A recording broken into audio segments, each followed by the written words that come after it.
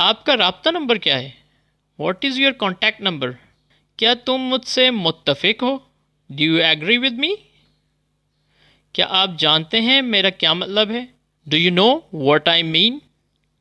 चलो जश्न मनाएं। Let's celebrate. आपको सबसे ज़्यादा क्या पसंद है? What do you like the most?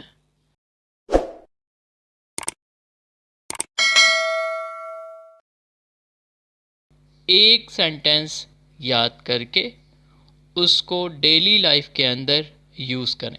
पहले इंग्लिश को बोलना सीखें और उसके बाद लिखना।